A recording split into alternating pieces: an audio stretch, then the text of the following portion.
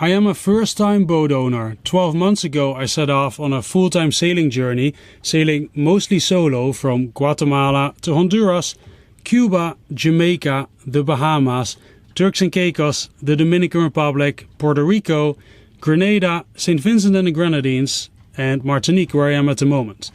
This video is about what I learned and is made for anyone who is considering doing something similar. 5 years ago, for the duration of 1 year, I crewed on other people's boats where I learned the basics of sailing.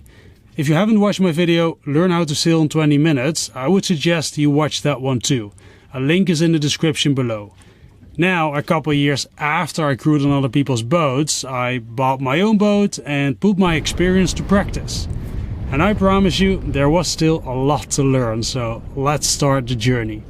Oh, before I start, one of the differences between then and now is that the boats I crewed on all had decent equipment, like wind indicators that tell you where the wind comes from and what the wind speed is. My boat didn't have one and I was too broke to afford one, so I had to learn how to look at the waves to guess the wind speed and to make a decision about how much sail to put out. And I used a ribbon to see where the wind was coming from. And also, I don't have an electric windlass to pull up the anchor and have to do it by hand. In November 2021 I left Guatemala after having worked for 6 months on the boat to get it somewhat ready, with no prior boat working experience.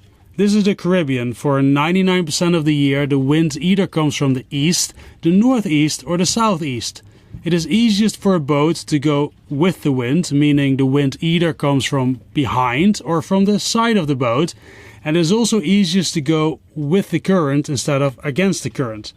I soon found out I had bought my boat exactly at the worst place to start from as a new boat owner, going the whole year against the wind and current. When I sailed from Guatemala to the island of Roatan in Honduras, it was my first ever overnight sail with my boat. It was new moon, which basically means you see absolutely zero. I learned my first lesson. A night sail when it's full moon is by far the best. Half moon is okay and new moon is super scary. I have an AIS transmitter. What this device does is it sends a signal to other boats who also have an AIS where I am.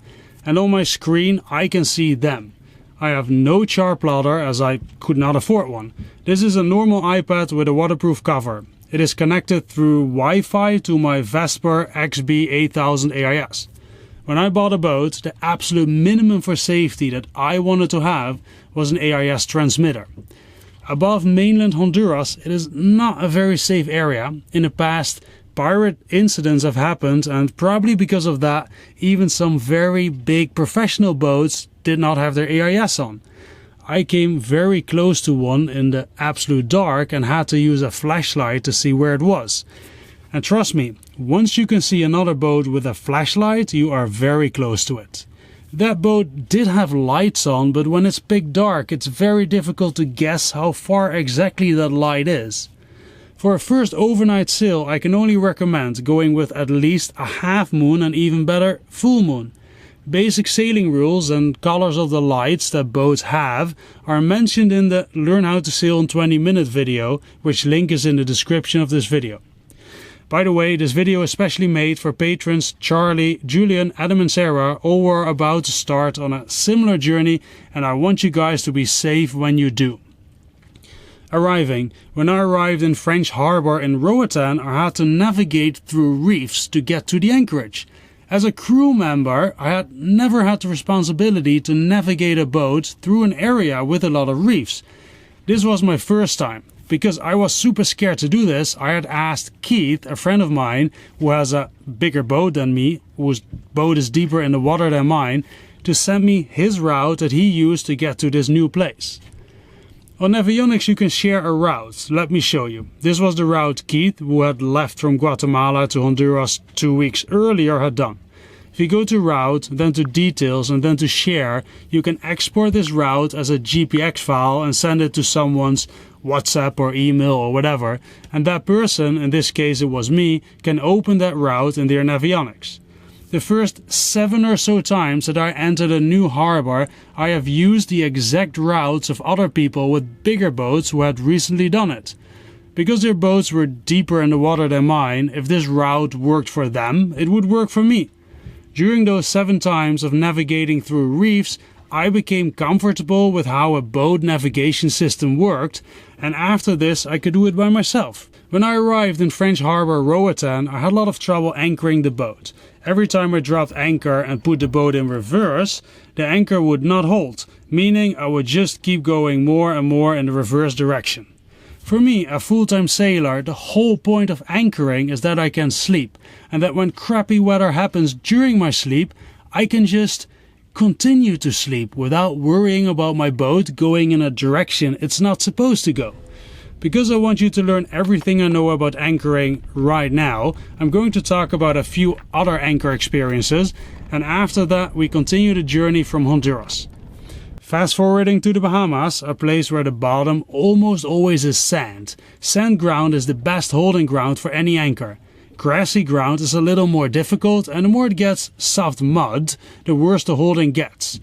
Before continuing, there's something else you need to know. I have 145 feet or 45 meters of chain. My chain is connected to another 100 feet or 30 meters of rope. So technically I could put out in total 245 feet or 75 meters. But in reality I have never put out the rope. Why? The chain is connected to my boat in 2 ways. One with a bridle, or some call it snubber, which is a rope connected to both sides of my boat and to the chain. Rope is more flexible as chain. If the boat goes up and down in the water because of wind and little waves, the rope prevents the boat from being damaged by the otherwise up and down pull of the chain on the boat.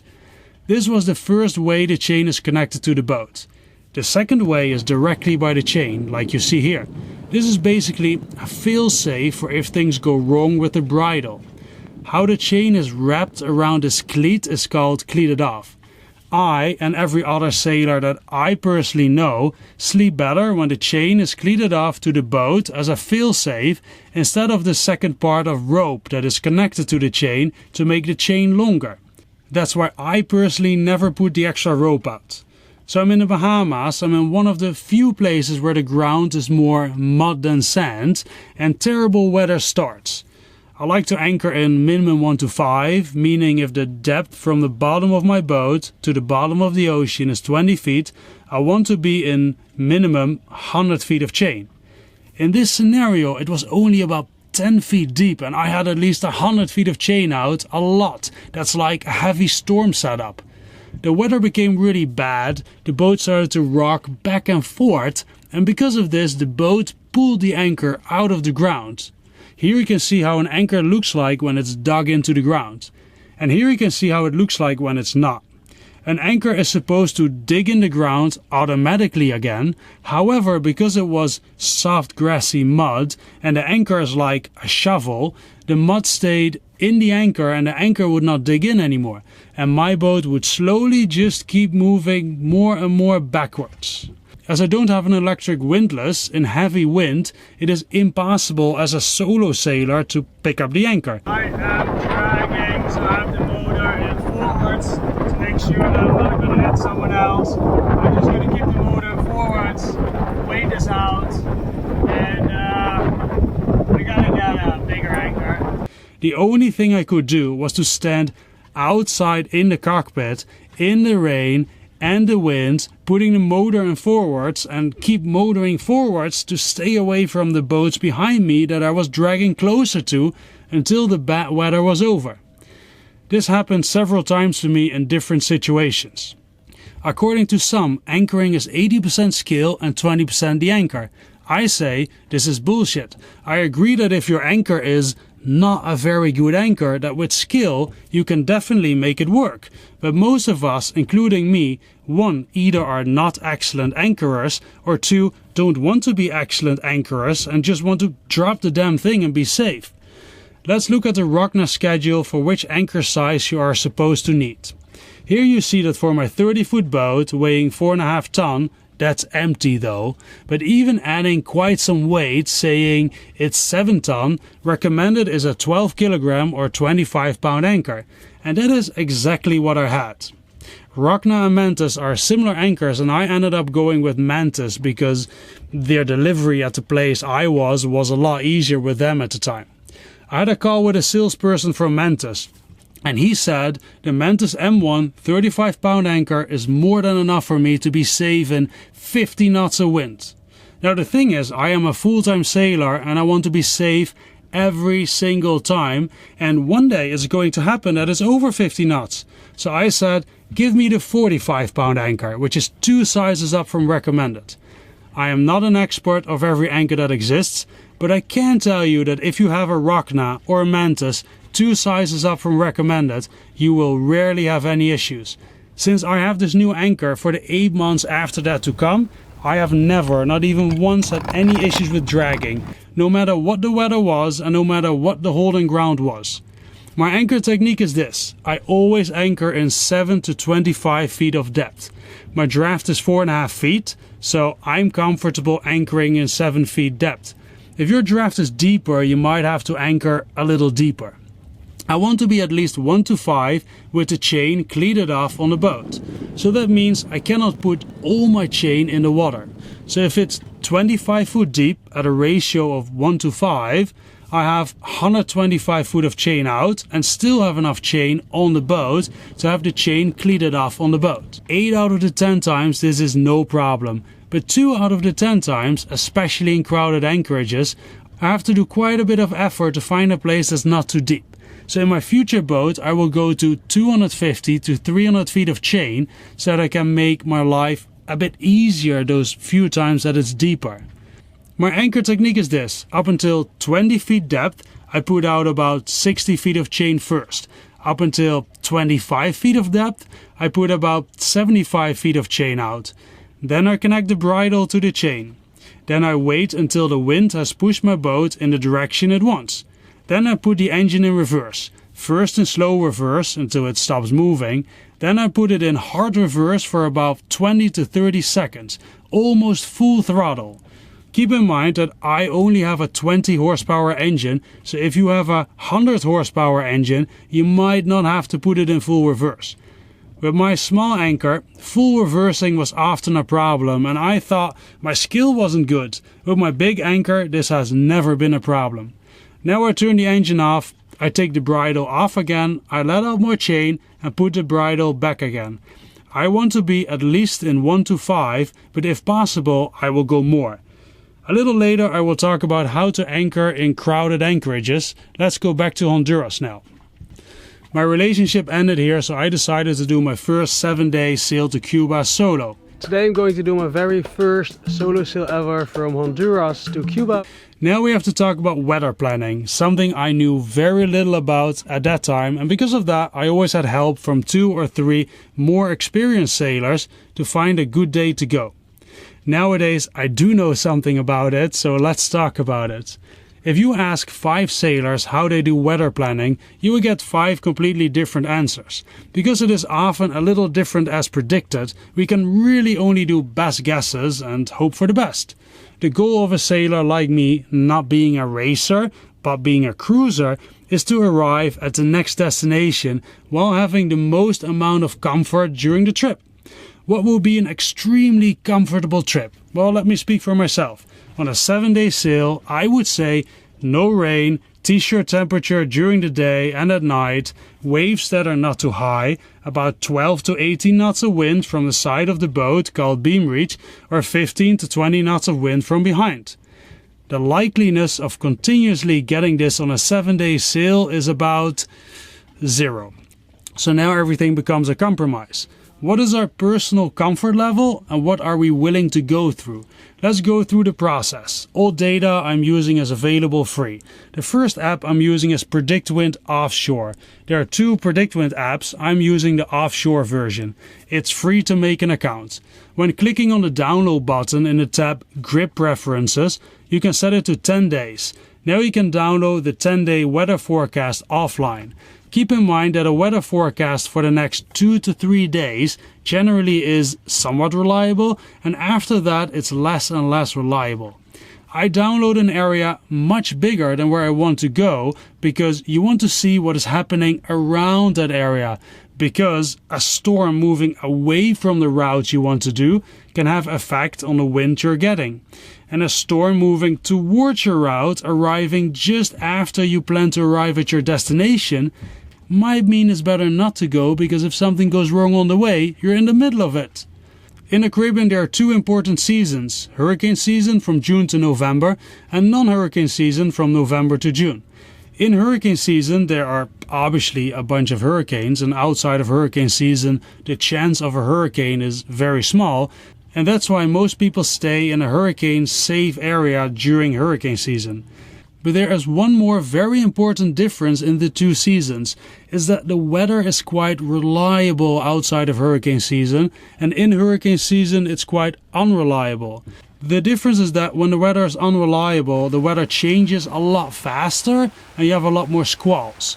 I get back to squalls later, but basically it's 30 minutes to an hour of really strong wind and rain. Something which can be really dangerous if you're sailing in the night and you have full sails out, and because it's night you cannot see it coming.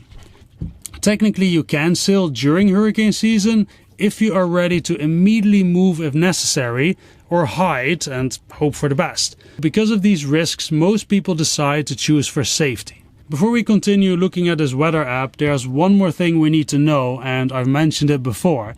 In the Caribbean, the general wind direction is either from the east, or from the northeast, or from the southeast towards the west. For 95% of the year, it is always like this. This means that it is pretty easy to sail from the East Caribbean to the United States, but pretty damn hard to sail from the United States to the East Caribbean. And that is exactly the wind direction that I did this year, as I didn't know this before I bought the boat. Back to Predict Wind Offshore. There are two models that I look at, the ECMWF, which is the European Weather Prediction Model, and GFS, which is the American Prediction Model. I always start looking at the gust instead of wind. The difference is that wind is what the wind speed generally will be, and gust means, well, the wind gusts, the maximum occasional winds you're going to get. For my boat, a boat with a 60-year-old design with a heavy full keel and a slow reacting autopilot, I cannot really sail a better angle than 50 to 60 degrees off the wind. So if I'm going in this direction and the wind is coming anywhere from this angle, I cannot sail in a straight line. I will have to tack or zigzag. For my boat, upwind sailing, meaning the wind coming from this angle towards the boat, comfortable would be small waves of, let's say, 1 meter or 3 feet high and 10 to 15 knots of wind. If the wind comes towards the side of the boat, beam reach, comfortably I can have medium waves up until 1.8 meters or 6 feet and 12 to 18 knots of wind. If the wind comes from behind, I can have a little more wind up until 20 knots or a little more. If the waves are medium, then it's still comfortable for me, but some others will disagree with this as the boat will rock a bit from left to right. If this lifestyle is something you are interested in doing, I am here to say, if I could do it with zero sailing experience before my 30th birthday and with the limited amount of money I had and the very average condition that my boat was, including the whole year going into the wrong direction, then you can do it too. At the time of writing, today is the 8th of November and we are slowly getting to the end of hurricane season. How does a hurricane look like? Most hurricanes in the Caribbean start from Africa on the right side of the screen and from there move towards the East Caribbean. By the time they get to the East Caribbean, they are normally not so strong yet. They continue going west until normally at a certain moment they're going back northeast. After they pass the East Caribbean, they get stronger and stronger.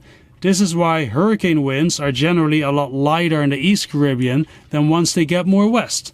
A white center with a lot of red circling around it is how a potential starting hurricane looks like here. Whether we actually consider this white and red as a hurricane or not depends on the amount of wind circling around the white. I will talk more about how to deal with hurricanes later, because when you're just sailing outside of the hurricane season, you don't have to deal with this a lot. Let's make a route together to go right now from Honduras to Cuba. We are going to start with one of the most complicated trips you can do, because in a difficult trip like this, I can explain to you in once all the planning knowledge I have because I want you to be safe at any moment. And at the end of the video we will do a simple trip. My boat will do between 80 and 120 miles per 24 hours depending on the weather conditions. If you have a bigger boat than my 30-foot boat, you will be faster and more comfortable. This is not an easy trip, so I'm going to calculate with an average of 90 miles per day. My starting point in Honduras is French Harbor. It will take me about half an hour to pull up anchor and to get out of this anchorage. As mentioned before, the general wind in the Caribbean either comes from the east or from the northeast or from the southeast. Honduras is here, Cuba is here, and this would be a straight line. We know that my boat will not sail 50 to 60 degrees off the wind, so to do this in a straight line, I would have to have several days of southeast wind in normal wind conditions, or north, south or west wind, which is like very rare in this region. After getting out of the anchorage, I have to do 23 miles east under Honduras to get away from the island. If I start at 6 a.m. in the morning, according to the ECMWF, the gusts will be 11 knots, and when I look at wind, it says 8 knots.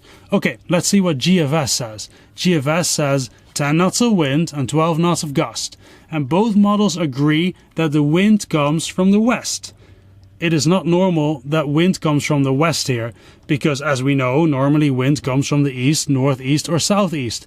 To know why this happens, we need to zoom out, and then we see this circling disturbance, a storm that affects the whole region. If I fast forward to next week Monday, this is how it normally looks like 95% of the year. So this is a great practice for now, because I can teach you the normal and the abnormal. Okay, so we've established that if we leave at 6 a.m., it is between 8 and 10 knots from the west. It should take us about 6 hours to sail away from Honduras. The wind is coming from behind the boat in a slight angle, and if in reality it will be the same as predicted, right now I would feel comfortable enough to do this part with full sails out. But I do want to note here that when I did this trip, I was very nervous and uncomfortable with my boat, so what I did is I reefed the mainsail to the smallest possible and I left it like that basically the whole way, and I only used the headsail. So with less wind I would pull out more headsail, and with more wind I would make the headsail smaller. There are two types of mainsails that I want to discuss. There's what I have, the shitty system where you have to go on deck to pull the mainsail up, and even if you do it from the cockpit, which is possible, then you still have to go on deck to bring the sail down and tie it off to the boat. Most newer boats have roll-furl mainsails that you can make smaller and bigger from the cockpit. This is in my opinion a far easier system and also safer, especially when you're alone, because you can only fall off the boat once and you will never be able to catch up with it swimming. You can however also set up my sails to lower them from the cockpit by using a sail bag and change a few other things. My boat was just not set up like that. Okay, let's continue the route planning. Let's quickly look at what the wave height is. I use a different app for that called Windfinder, also free. If you look for French Harbor Roatan, you see that the wave height between 6 a.m. today and 12 p.m. will be under 1 meter, so it will be small and comfortable. I only use this app for wave height, and you can only see it on this app at locations close to land, not in the middle of the ocean. Alright, we have planned our first 23 miles. If the general wind comes from the east, northeast or southeast, when the wind pattern goes back to normal, after this storm in the north is over, it will be 33% chance on northeast wind, 33% chance on straight east wind and 33% chance on southeast wind. If we would sail in a straight line, knowing that my boat can only sail 50 to 60 degrees off the wind, I can only do it in a straight line when there would be southeast wind. But since there's only 33% chance on southeast wind, it is not very likely that this will happen for a few days on end. So on this route, every time when possible, I will try to get as far east as I can to get a better angle to go north if the normal trade winds would go back to normal. Looking at the wind, I should be able to keep about this line for the remaining time of the first 24 hours and thus making another 90 miles.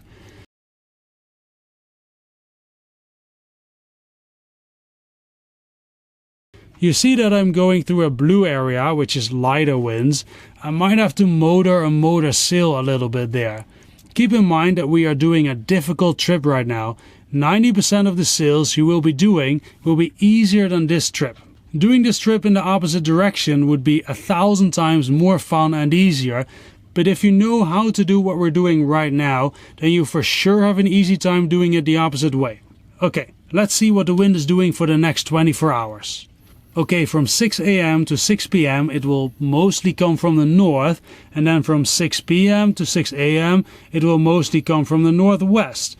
On that north wind I could sail upwind to about here, or I could sail on a beam reach to about here.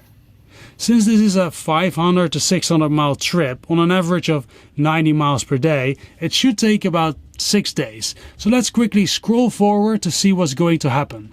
Wednesday evening to Thursday evening the wind will come from the west. Thursday evening to Saturday evening it is a blue color, there's very little wind, which likely means motoring. Saturday evening the wind comes directly from where I want to go. That's not ideal. If I zoom out I can see that from Saturday the wind is going to go back into its normal pattern, how it is 95% of the year when there is no depression like this storm now in the north. I would decide to keep going at my highest upwind angle to the northeast as straight to my end destination as possible, because I see no advantage looking at the future weather to do it differently. That will bring me 45 miles to about here. As we saw earlier, Wednesday from 6 p.m. to Thursday 6 a.m. the wind is northwest, which is really nice because now we're going straight to our direction on a beam reach, meaning wind towards the side of the boat, and it will be a lot more comfortable than when we're just sailing upwind. However, there's a little island which is now straight in our route, which we have to avoid. We will go around it. Thursday 6 a.m. to 6 p.m. the wind turns south and calms down. We can keep going in a straight line to our destination.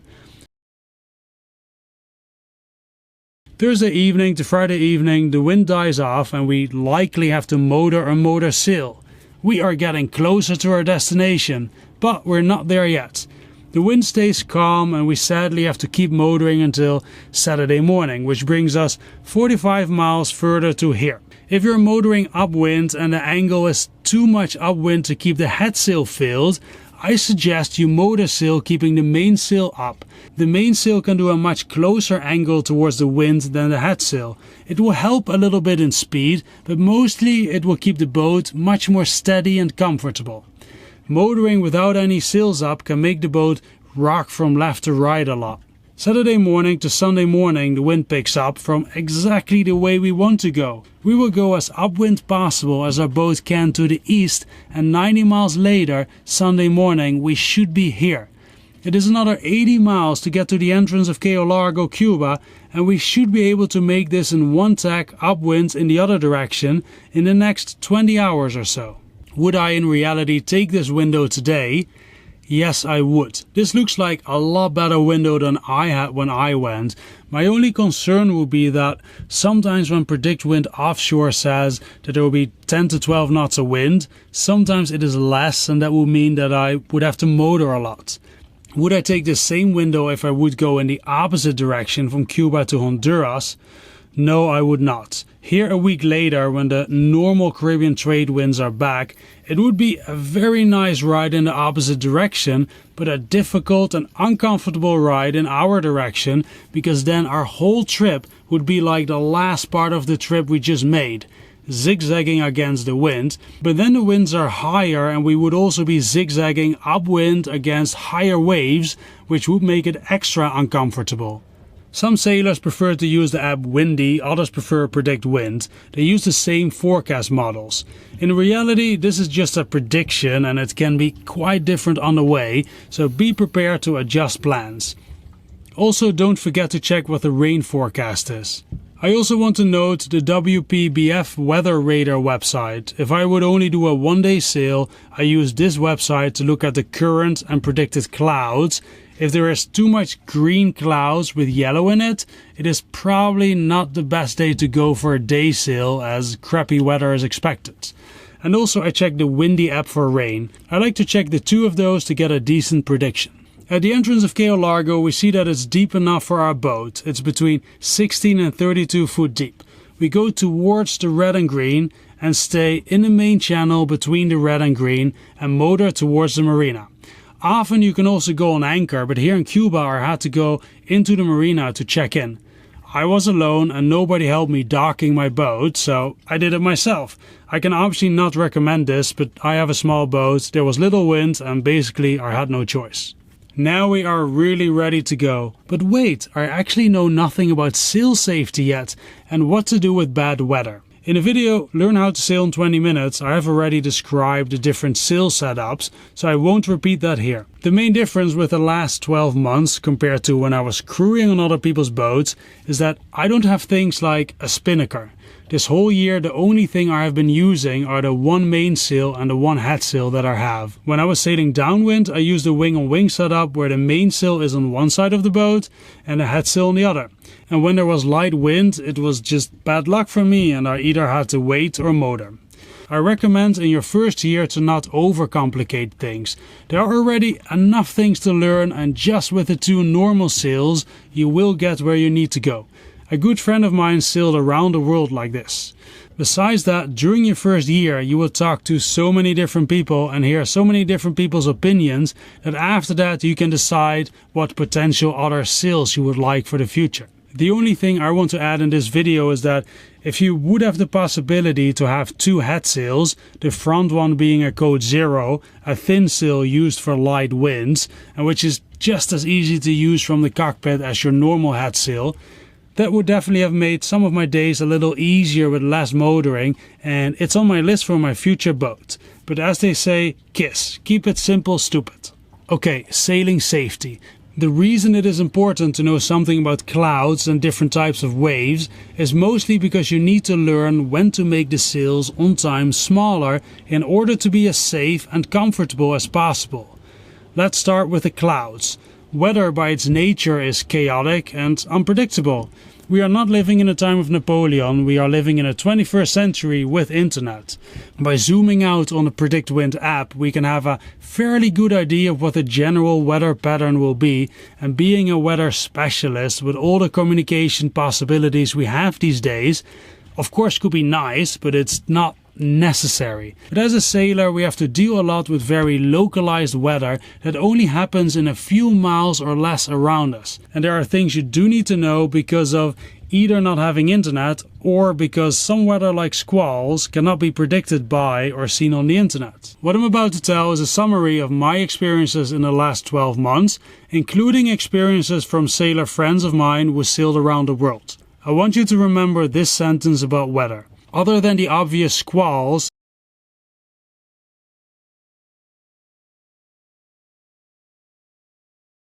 and a big line of clouds indicating a front, I generally assume the lower and denser or darker a cloud is, the more likely it will affect the wind, especially when it has a flat base. Let me explain. Here you see a quite open sky and here you see evenly spreaded clouds. I describe these clouds as happy clouds. The wind is usually pretty steady. Let me show you what an unhappy cloud looks like. Happy cloud, unhappy cloud. I think you see the difference. With an evenly spread happy cloud, most likely it will be normal wind. What I mean with that is that there won't be a lot of changes in wind speed and should be happy sailing. What I found that the most important thing in weather watching is to notice changes in the cloud about every 2 to 3 hours. If you see this right now and suddenly you look up 2 hours later and you see this, well, that's not good at all. You better get those sails down immediately. Now this is a massive change and that doesn't happen too often outside of hurricane season. Let me give you a strategy for what to do if you are too late with making the sails smaller on time. Especially useful when sailing upwind because a sudden wind change can heel over the boat a lot more than. If suddenly the wind would pick up a lot, you first release the main sheet. This is the fastest way to release the wind from the main sail. Then you release the jib sheet and furl the jib smaller. After this you can continue with making the mainsail smaller. That's the easiest and fastest way I found to get out of a trouble situation. When I was solo sailing from Honduras to Cuba, I had a cold front coming over me and I didn't know what to do. It looked like a big line of dark clouds. A cold front is when cold air moves a lot faster than warm air and it overtakes the warm air. It looks like this. Suddenly everything becomes red and the wind angle changes. The wind changed from the normal east, northeast or southeast wind to a north wind. Preferably you are not sailing when this happens, especially when you're just starting out, but I didn't know that then. One side was a fully black sky and the other side was pretty clear and the black was coming towards me. Pretty scary. I was at sea at the beginning of that system, and in our route planning that we did earlier, we are riding on the end of a system, which for the direction we were going was pretty useful. You can also ride on the beginning of a system if you can arrive on time before it comes over you, but this is obviously more risky. When this violent weather change happened, one side of the sky was pretty clear and open and the other side was fully black heading into my direction. So while I saw the bad weather heading my way, I had no way of communicating with anyone at that time as I didn't have a satellite phone like I do now, and I was 250 miles away from the closest shore. I sat inside the boat, quickly reading on my laptop a book about storm sailing and what to do. To avoid that you have to do the same, let me tell you what I did. There are different techniques. Some will keep going with only a little bit of mainsail.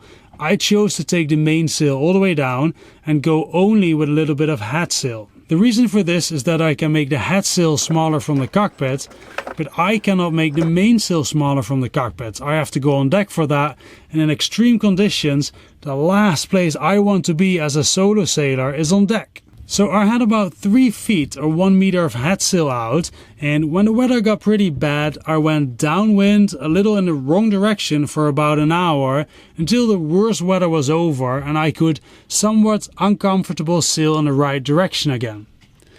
Going downwind was easiest because if the wind blows 30 knots and it pushed my boat downwind with 5 knots, then it's only 25 knots of wind on my boat. While if I would go upwind, it would be the opposite. If there's 30 knots of wind and I go upwind with 5 knots, the wind I feel on the boat will be 35 knots of wind. That's why I chose to go downwind for the safest possible situation.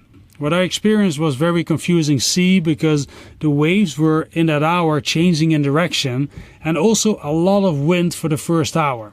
After that, there kept being quite a bit of wind for several hours, but no crazy winds anymore. As mentioned in the Learn How to Sail in 20 Minutes video, big wind, small sails, small wind, big sails.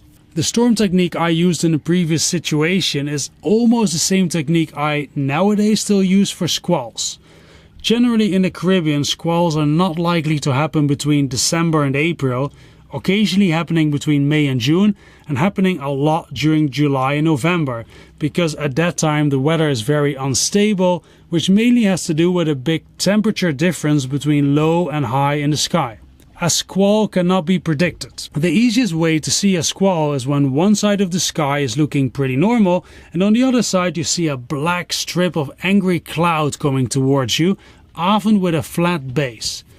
You will get hard gusts of wind and lots of rain over you for 30 minutes to an hour. On this picture it is very clear to see, but in some situations I found it harder to see because the squall cloud looked a bit similar to just another big dark rain cloud because it was a smaller squall. These days I am a more comfortable sailor. Instead of going downwind with the wind, riding the squall out, I still prefer to just do it only with my headsail, as I can make that easily bigger and smaller from the cockpit, but I do try to stay in the direction I want to go, unless it gets extremely bad. In the last 12 months I have been in 6 squalls only, so they don't happen that much, but you have to be prepared. If you have full sails out and a heavy squall hits you, it can knock the sails off the boat, and thus the boat, against the ocean. The boat will come back up, but it will be a gigantic pain in the butt and dangerous situation to get the sails down then and clean up everything that flew around the boat, and hopefully you're still on it. It happened to a very experienced sailor friend of mine at night while he was sailing during hurricane season. That's why I say if you're not comfortable yet at night, keep the mainsail in the smallest reef at night and preferably go with a moon where you can still see something. If you are very uncomfortable, just motor through the night and start sailing again in the morning. I'm going to repeat what I said earlier. Other than the obvious squalls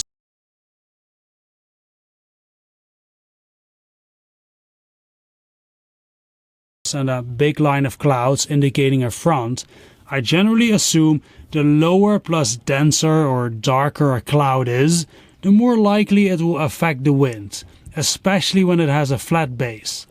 These are your indicators to be ready to reef the sails.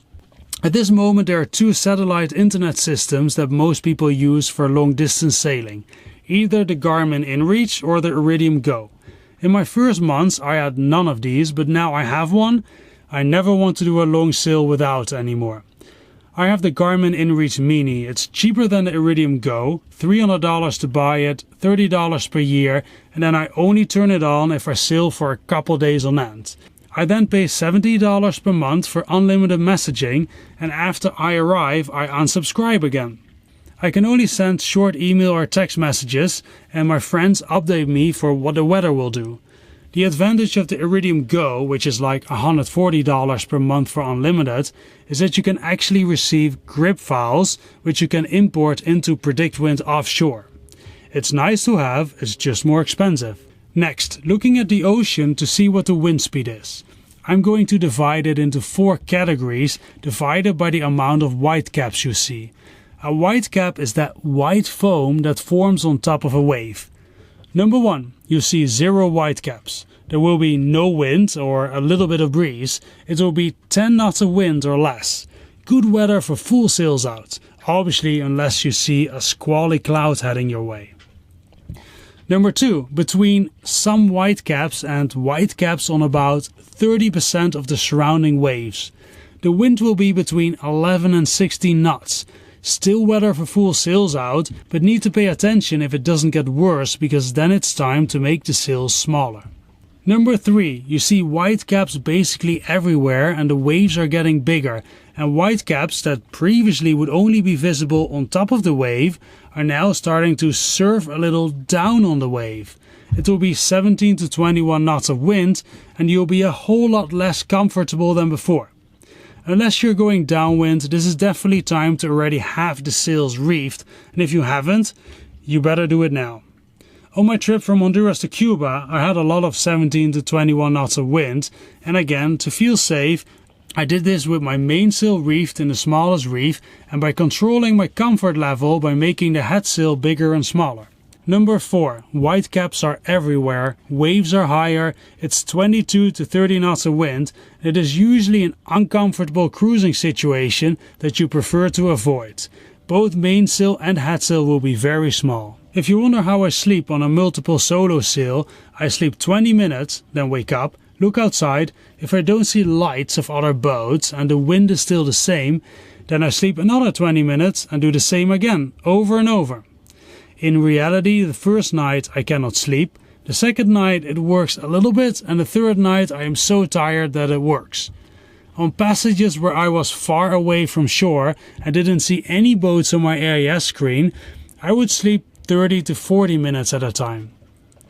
Also, I don't sleep if the boat is close to shore. Then I would just have to drink a lot of coffee and stay awake for 2 to 3 nights. I sailed from Cuba to Jamaica to the Bahamas. When I arrived in the Bahamas, in the Exumas, there are 2 sides of the Exumas. The one with the very deep water, and on the other side the bank with very shallow water. I did not know anything about tides. When I tried to go from the deep side through an entrance to the Exuma bank, I couldn't make it. I'm trying to get from here to here, but there is a rip current and it's at its height now, and I tried to pass in between the islands, and the boat was just going all the way from left to all the way to the right, and then my raw water stopped spitting out water, no idea why. So that seems a little dangerous. It's better to do it when it's calmed down, so I might just have to wait for 2 hours until I go through.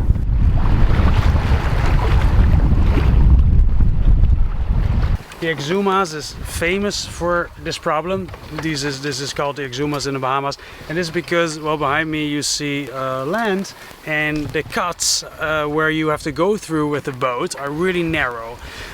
So high tide, low tide, here it happens every 6 hours, and the water flow is slowest close to high tide or close to low tide. So let's say that high tide is at 12 and low tide at 6 p.m.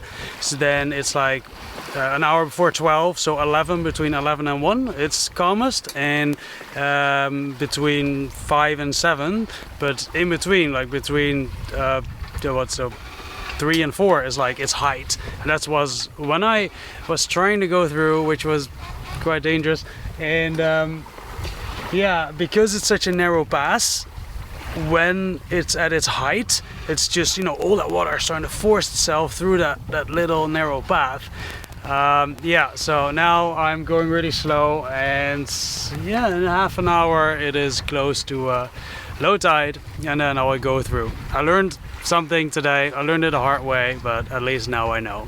So here in avionics, I can go to weather and tides, and then I'm just gonna go to tides, and then I'll choose the one that's closest by, and then I can see that now here I'm almost at low tide. It's 3 p.m. and it's now 2:15, so I should be good.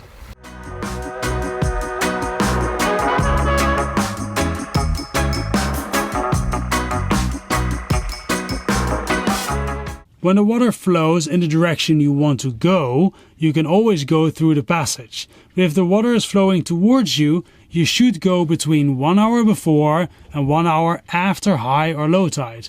And if you're not sure in which direction the water flows, just go between 1 hour before and 1 hour after high or low tide and you'll be fine. If you have a very strong engine, you might be able to power through if there is a lot of current against you between the tides, but I most certainly couldn't.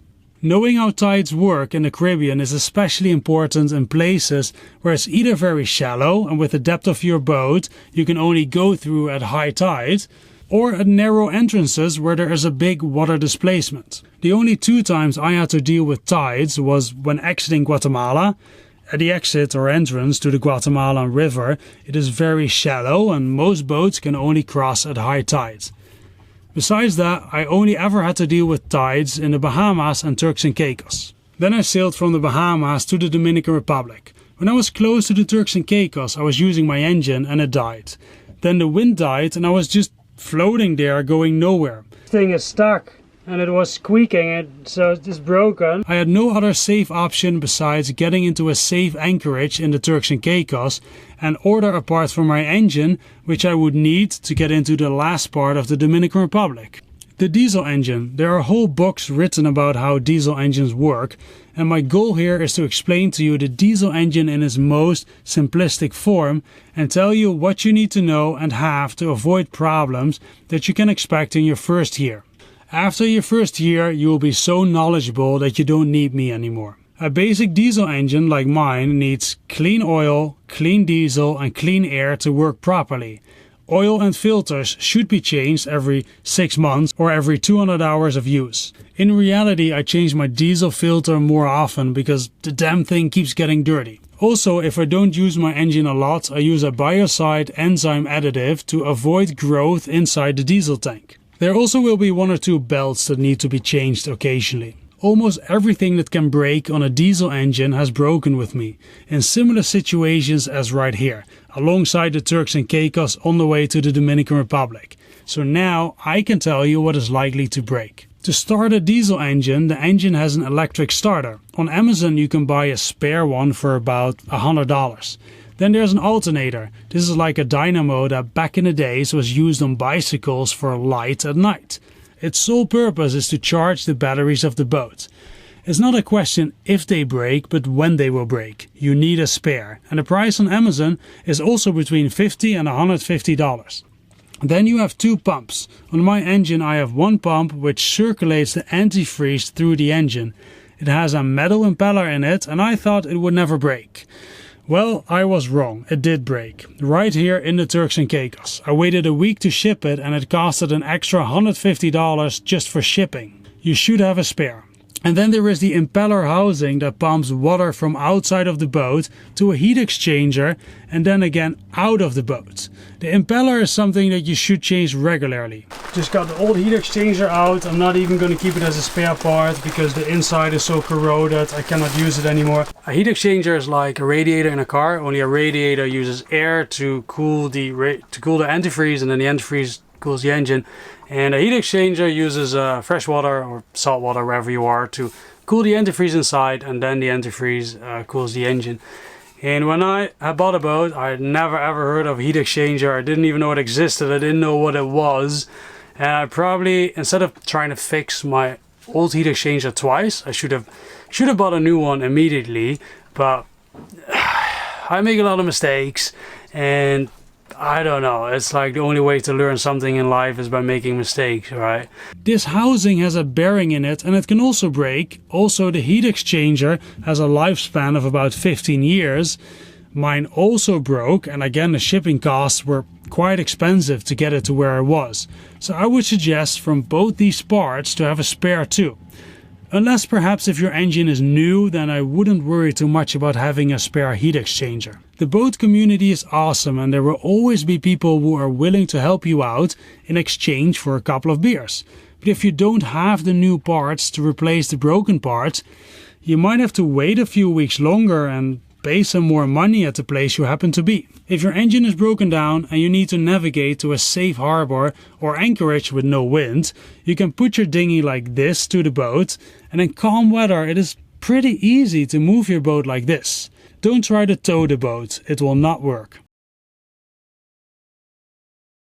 Also take a speedy stitcher with you and some pieces of sail material.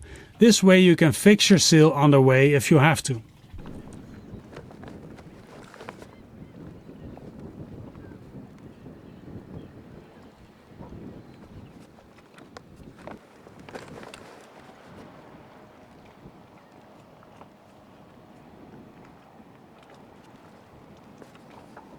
I sailed from the Dominican Republic to Grenada, where for the first time I had to anchor in extremely crowded anchorages. I don't have enough chain to go outside of the other boats into the deeper anchor areas, so I had to learn how to anchor between the other boats. Here's a picture of where I am anchored right now.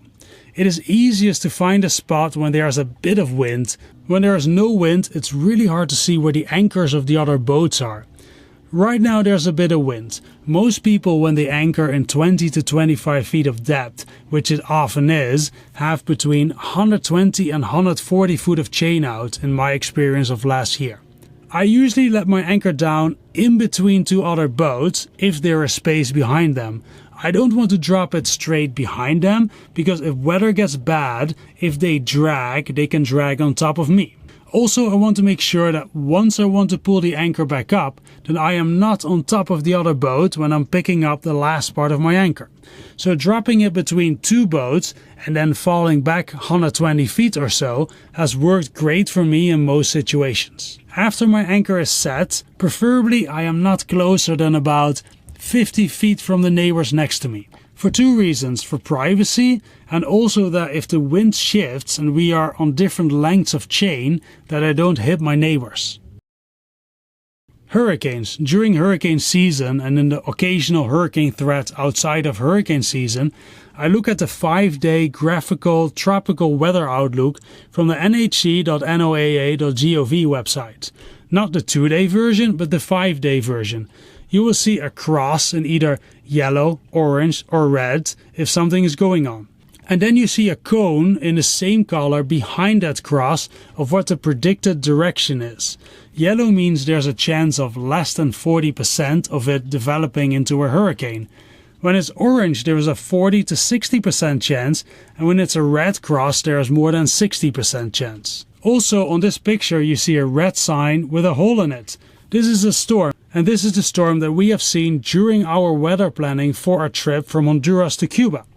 If the middle of this red sign does not have a hole in it, but is also red, it means it is considered a hurricane. When a yellow cone is coming over the region I am in, I am not too worried, but I will check this website more often. When an orange cone is coming over the region where I am, I am going to relocate my boat to an anchorage that is well protected and get ready for potential bad weather like I did here. I'm going to dive to the anchor now because I want to make 100% sure that the anchor is well dug in and that it's lying in a piece of sand. You see that there's a bit of extra chain hanging lower as the bridle. I do that on purpose so that there's a bit of extra weight pulling it down.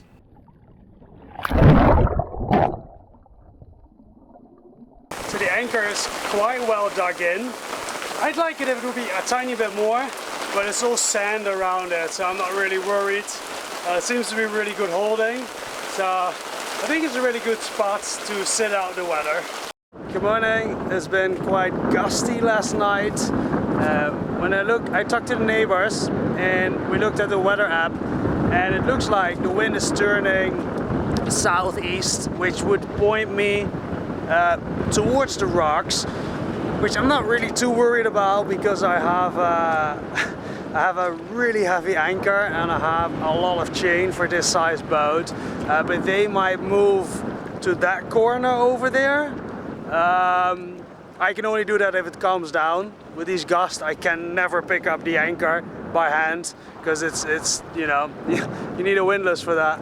But I'm not worried, but I'm gonna see how it develops, if it's really gonna come from the southeast. If they go and it calms down, I might also move there.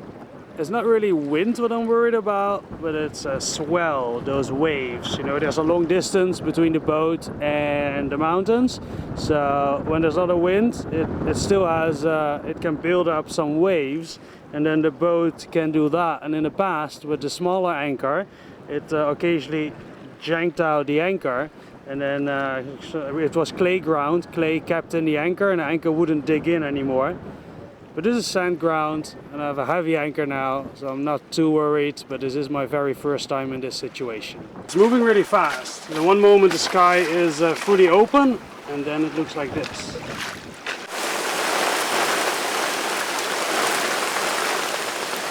There's an LUL right now, a lull, like a quiet 10 minutes or whatever. I'm gonna relocate the boat. Southeast winds pointing towards the rocks. Yeah, when it's dark in the night, it's very scary because you can't really do anything. So I'm gonna park it over there.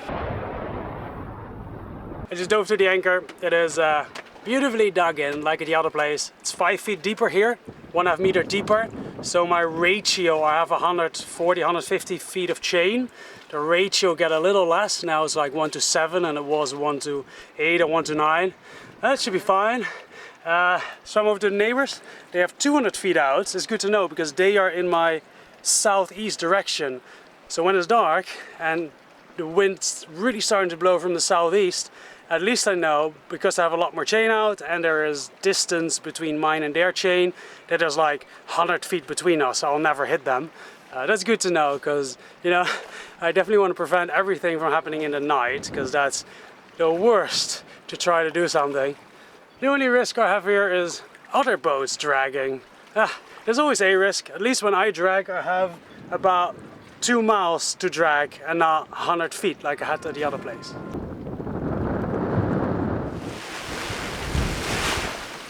Yeah, 3 a.m. and it began. Good morning. It is 6:30-ish now.